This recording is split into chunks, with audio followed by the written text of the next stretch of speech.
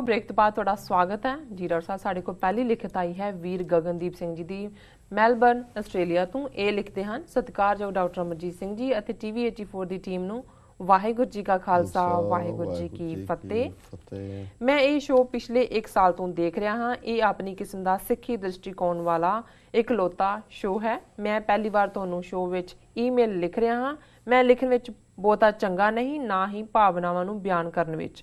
मैं one liner लिख के लिखत भी भेजी है। कृपा करके शो च शामिल करने का यतन करना जी। डॉक्टर साहब इन्होंने सानू एक पंजाबी हथी लिखत भी भेजी है जी, जो इस तरह है। ये लिखते हैं वाहिगुरू जी का खालसा वाहिगुरू जी की फतेह। वाहिगुरू जी का खालसा वाहिगुरू जी की फतेह। डॉक्टर साहब मैं तुहाडे शो नूं साल सवा साल तो लगातारता नाल देख रहा हाँ। पहला मेरे मन विच कई तरह के शक अते प्रश्न सन जिन्हां दा जवाब मैनूं इस प्रोग्राम तो मिलिया। SOS इको एक सिख पॉइंट ऑफ व्यू नाल जो कुछ भी वापर रहा है नूं देखण वाला शो है।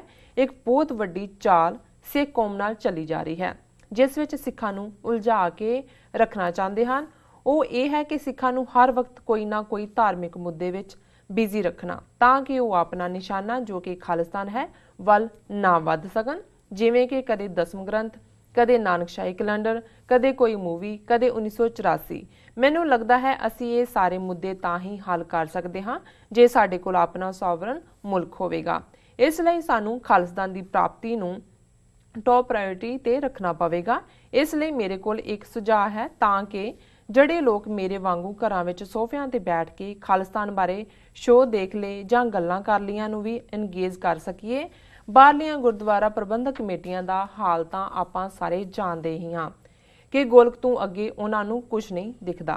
आपां एक मैमोरेंडम बनाइए जिस विच होवे कि खालिस्तान क्यों चाहीदा है अते खालिस्तान किस तरह दा होवेगा अते नाल ही क्वेश्चननियर होवे जिस तों सानू सिख कौम दी नब्ज़ दा पता लग सके कि सारे की चाहते हैं।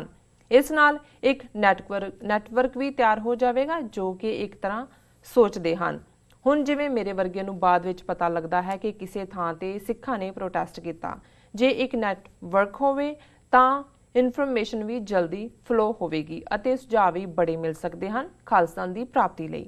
एक गल होर जड़ियां गुरुद्वारा प्रबंधक कमेटियां वैनकूवर गुरुद्वारे वांग एंटी से कम जां गल करदी है उत्थों दी गोलक दा टोटल बाइकाट कीता जावे। कमेटियां दा ढिड भरन नालों उस पैसे नाल खालिस्तान दा राह पद्धरा कीता जावे। होर भी गल्लां हन पर खत लंबा हो रहा है। बाकी गल अगली बार। कई सालों बाद पंजाबी लिखी है, कई गलतियां हन उस लई माफ़ी। जांदे जांदे एक one liner. In India talking a lot truth and justice is terrorism. Bashing and killing of minorities is nationalism. साडी जिंद साडी जान खालिस्तान खालिस्तान जिंदाबाद जी। डॉक्टर साहब जिंदाबाद जिंदाबाद जिंदाबाद जिंदाबाद जिंदाबाद जी। घट तो नहीं रह गए नहीं। वीर गगनदीप सिंह जी का बहुत बहुत धन्यवाद। उन्होंने सानू मैलबर्न आस्ट्रेलिया तो लिखा जी। उन्होंने सच्चो सच नूं सिੱਖੀ ਦਾ इकलौता शौक है जिस तो उन्होंने जानकारी मिली प्रेरणा मिली। असी उन्होंने इस कंप्लीमेंट लिए भी उन्होंने शुक्रिया करते और उन्होंने जी गल बाद दे विच अपने पंजाबी पत्तर दे विच लिखी गल तो मैं कहांगा भी उन्होंने लिखत बहुत सोहनी है जी जी। पंजाबी भी सोहनी लिखी है, ग्रामैटिकली भी करैक्ट है और भावनावां दी ठीक तर्जमानी की है उन्होंने। वो इस तरह ही लिखण और बिना झिझक तो जो भी वो अपने आले दुआले भी देखते हैं जिहड़े इस जनरेशन के सवाल ने जां उन्हां दे कोई सुझाव ने वो साडे तक जरूर पहुँचाण। ये बिल्कुल ठीक है कि ये जिहड़े धार्मिक मुद्दों के उत्ते सानू उलझाण है। ये जे तुसीं देखोगे कुल मिला के जिहो जे मुद्दे कुछ जिवें दसम ग्रंथ का उन्होंने जिक्र किया है जां नानकशाही कैलेंडर का किया है, मूवियां का किया है, ये बड़े डेलीबरेट तरीके दे नाल इन्हां इशूज़ नूं उभारिया जांदा है। उन्हां दे उत्ते एक बहस जिहड़ी कि कोई पता नहीं हुंदा कि ऑन द अदर एंड तुसीं किहदे नाल गल कर रहे हो जी। फिर पैशनस भड़कदे ने और असीं भी पूरा जिहड़ा है वो डंडा डंगोरी चुक के उस वल तुर पैने और असली इशू जिहड़ा है वो डाइल्यूट हुंदा। और तुसीं जे पैटर्न देखोगे कि 84 तो बाद एक इशू भावें लंगर नाल रिलेटेड हुक्मनामिਆਂ तो भी जे शुरू कर लईए ਤੇ ਇਸ ਕਿਸਮ ਦਾ ਹੀ ਤੁਹਾਨੂੰ ਨਜ਼ਰ ਆਉਂਦਾ ਹੈ। ਹਾਲਾਂਕਿ ਮੈਂ ਅਕਸਰ ਇਸ ਪ੍ਰੋਗਰਾਮ ਦੇ ਵਿੱਚ ਵੀ ਕਿਹਾ ਕਿ ਸਾਡੇ ਲਈ ਇਸ ਵੇਲੇ ਪਹਿਲ ਸਾਡਾ ਮੁਲਕ ਹੈ, ਸਾਡਾ ਘਰ ਹੈ। ਜਦੋਂ ਸਾਡਾ ਆਪਣਾ ਦੇਸ਼ ਹੋਏਗਾ, ਸਾਡੇ ਵਿਦਵਾਨ, ਸਾਡੇ ਸਕਾਲਰ, ਸਾਡੇ ਜਿਹੜੇ ਵੀ ਆਪਣੇ ਆਪ ਨੂੰ ਮਹਾਂਪੁਰਖ ਵੀ ਕਹਿੰਦੇ ਨੇ, ਉਹ ਵੀ ਜੁਆਇਨ ਕਰ ਸਕਦੇ ਨੇ। ਗੁਰਮੁਖ, ਗੁਰਸਿੱਖ ਵਿਅਕਤੀ ਜਾਂ ਕੋਈ ਸਬੂਤ ਨਵੇਂ ਹਿਸਟੋਰੀਅਨ, ਪ੍ਰੋਫੈਸਰ, ਬੁੱਧੀਜੀਵੀ ਜੀ, ਉਹ ਸਾਰੇ ਬੈਠ ਕੇ ਭਾਵੇਂ ਮਹੀਨਿਆਂ ਬੱਧੀ ਇਹ ਡਿਬੇਟ ਚੱਲੇ, ਸਾਲਾਂ ਬੱਧੀ ਚੱਲੇ, ਸਬੂਤ, ਪ੍ਰੂਫ, ਪਰੰਪਰਾ, ਇਤਿਹਾਸ, ਰਵਾਇਤ, ਗੁਰਬਾਣੀ, ਇਹਨਾਂ ਸਾਰਿਆਂ ਦੇ ਮੱਦੇਨਜ਼ਰ ਜਿਹੜੇ ਵੀ ਕੋਈ ਇਸ ਕਿਸਮ ਦੇ ਵੈਕਸਡ ਇਸ਼ੂ ਨੇ ਜਾਂ ਉਲਝਣ ਵਾਲੇ ਮੁੱਦੇ ਨੇ, ਉਹਨਾਂ ਨੂੰ ਸੁਲਝਾ ਸਕਦੇ ਨੇ। ਕੋਈ ਐਸੀ ਗੱਲ ਨਹੀਂ ਹੈ। ਲੇਕਿਨ ਜਿਨ੍ਹਾਂ ਨੂੰ ਇਹ ਸੂਟ ਕਰਦਾ ਹੈ ਕਿ ਵੀ ਉਹਨਾਂ ਨੇ ਸਾਨੂੰ ਉਲਝਾ ਕੇ ਰੱਖਣਾ ਹੈ, ਹੁਣ ਨਾਨਕ ਸ਼ਾਹ ਫਕੀਰ ਦਾ ਮੁੱਦਾ ਜੀ, ਵੀ ਪਹਿਲਾਂ ਇਹਨੂੰ ਸਿੱਕੇ ਨੂੰ ਨਜ਼ਰ ਨਹੀਂ ਆਇਆ ਕਿ ਵੀ ਸਿੱਖਾਂ ਦੇ ਕੀ ਸੈਂਟੀਮੈਂਟਸ ਨੇ। ਉਦੋਂ ਇਹਦਾ ਬਿਆਨ ਸੀ ਕਿ ਜੀ ਇਹ ਫਿਊ ਰੈਡੀਕਲ ਸਿੱਖਸ ਆਰ ਅਪੋਜ਼ਿੰਗ। ਹੁਣ ਜਦੋਂ ਦੁਨੀਆ ਭਰ 'ਚ ਸਿੱਖਾਂ ਨੇ ਇਹਨੂੰ ਨਕਾਰਿਆ, ਕਈ ਥਾਂ ਲੱਗਣ ਹੀ ਨਹੀਂ ਦਿੱਤਾ, ਇੰਗਲੈਂਡ ਦੇ ਵਿੱਚ ਕਈ ਥਾਂ ਤੇ ਲੱਗੀਆਂ ਲਵਾ ਲਈਆਂ, ਪੰਜਾਬ ਚੰਡੀਗੜ੍ਹ 'ਚ ਪਾਬੰਦੀ ਲੱਗ ਗਈ, ਜਿੱਥੇ ਲੱਗੀ ਵੀ ਦੂਸਰੀਆਂ ਥਾਵਾਂ ਤੇ ਉੱਥੇ ਵੀ ਫਲॉप ਹੋਈ। ਹੁਣ ਕੱਲ੍ਹ ਉਹਦਾ ਆ ਗਿਆ ਜੀ ਨਹੀਂ, ਮੈਂ ਅਕਾਲ ਤਖਤ ਨੂੰ ਸਮਰਪਿਤ ਹੈ, ਮੈਂ ਵਿਦਡਰਾਅ ਕਰ ਰਿਹਾ ਫਿਲਮ, ਔਰ ਜੋ ਮੈਨੂੰ ਜਥੇਦਾਰ ਕਹਿਣਗੇ ਜਿਵੇਂ ਹੋਏਗਾ ਉਹ 'ਚੋਂ ਸੀਨ ਕੱਟ ਕੇ ਲਾ ਦੇਵਾਂਗੇ। ਹੁਣ ਜ਼ਾਹਰ ਹੈ ਕਿ ਵੀ ਇੱਕ ਪਾਸੇ ਤਾਂ ਅਸੀਂ ਇਹਨੂੰ ਸੈਲੀਬ੍ਰੇਟ ਵੀ ਕਰਾਂਗੇ ਜੀ, ਕੌਮ ਦੀ ਜਿੱਤ ਹੋਈ ਹੈ, ਲੇਕਿਨ ਜੇ ਤੁਸੀਂ ਕੁੱਲ ਮਿਲਾ ਕੇ ਦੇਖੋ ਇਹ ਕਿਹੜਾ ਇਸ਼ੂ ਸੀ, ਕਿਵੇਂ ਖੜਾ ਕੀਤਾ ਲਿਆ ਕੇ, ਸਾਡੀ ਕਿੰਨੀ ਐਨਰਜੀ, ਕਿੰਨਾ ਟਾਈਮ ਇਸ ਪਾਸੇ ਗਿਆ, ਔਰ ਯੰਗਰ ਜਨਰੇਸ਼ਨ ਜਿਹੜੀ ਹੈ ਉਹ ਸਾਨੂੰ ਪੁੱਛਦੀ ਹੈ ਕਿ ਵੀ ਇਹ ਕੀ ਹੋ ਰਿਹਾ ਜੀ। ਔਰ ਇਸੇ ਤਰ੍ਹਾਂ ਕਈ ਇਸ਼ੂ ਨੇ। ਹੁਣ ਸਤਕਾਰ ਕਮੇਟੀ ਦੇ ਨਾਂ ਥੱਲੇ ਜਿਸ ਕਿਸਮ ਦੀ ਉੱਥੇ ਵੀਡੀਓਜ਼ ਇਹ ਪਾ ਦਿੰਦੇ ਨੇ ਕਿ ਜੀ ਉਹ ਜਠੇਰਿਆਂ ਦੇ ਕੋਈ ਅਖੰਡ ਪਾਠ ਕਰ ਆਇਆ, ਕੋਈ ਸ਼ਰਾਬ ਪੀ ਲਿਆ, ਕੋਈ ਹੋਰ ਕਰ ਲਿਆ।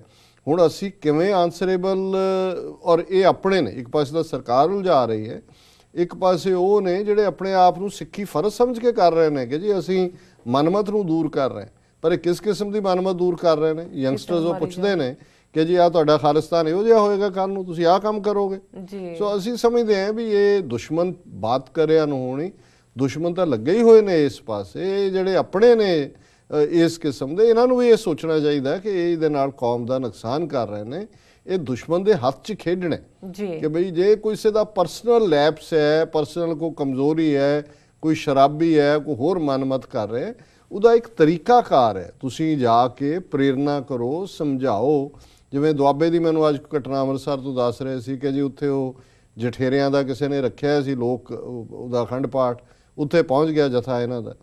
ਹਾਲਾਂ ਉੱਥੋਂ ਦਾ ਜਿਹੜੇ ਸ਼੍ਰੋਮਣੀ ਕਮੇਟੀ ਮੈਂਬਰ ਨੇ ਜਾਂ ਦੂਜੇ, ਉਹਨਾਂ ਨੇ ਵੀ ਕਿਹਾ ਕਿ ਜੀ ਹੁਣ ਉਹ ਵੀ ਲੋਕ ਕਹਿਣ ਲੱਗੇ ਜੀ ਇਸ ਵਾਰੀ ਅਸੀਂ ਰੱਖਿਆ, ਸਾਰਾ ਭਾਈਚਾਰਾ ਬਰਾਦਰੀ ਸੱਦਿਆ, ਅਗਲੀ ਵਾਰ ਤੋਂ ਅਸੀਂ ਨਹੀਂ ਰੱਖਾਂਗੇ ਅਸੀਂ।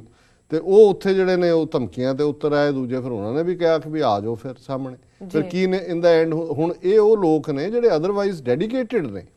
ਤੇ ਹੁਣ ਜੇ ਇਸ ਕਿਸਮ ਦੀ ਗੱਲ, ਇਸ ਕਿਸਮ ਦਾ ਜਨੂਨ ਇਹ ਦਿਖਾਣਗੇ ਤੇ ਫਿਰ ਆਪਣਿਆਂ 'ਚ ਹੀ ਉਲਝਣਗੇ। ਕੱਲ੍ਹ ਨੂੰ ਚੁੱਕ ਕੇ ਪੁਲਿਸ ਅੰਦਰ ਦੇ ਦੇਗੀ ਔਰ ਦੂਜਿਆਂ ਨੇ ਵੀ ਕਹਿਣਾ ਜੀ ਗੁੱਡ ਰਿਡੈਂਸ, ਚੰਗਾ ਹੋਇਆ ਇਹਨਾਂ ਤੋਂ ਛੁਟਕਾਰਾ ਹੋਇਆ। ਸੋ ਮੈਂ ਸਮਝਦਾ ਵੀ ਇਹ ਵੀ ਇੱਕ ਪਾਰਟ ਜਿਹੜਾ, ਇੱਕ ਪਾਸੇ ਸਰਕਾਰ ਲੱਗੀ ਹੋਈ ਹੈ, ਇੱਕ ਪਾਸੇ ਆਪਣੇ ਇਸ ਕਿਸਮ ਦੇ ਜਿਹੜੇ ਨੇ ਉਹ ਲੱਗੇ ਹੋਏ ਨੇ।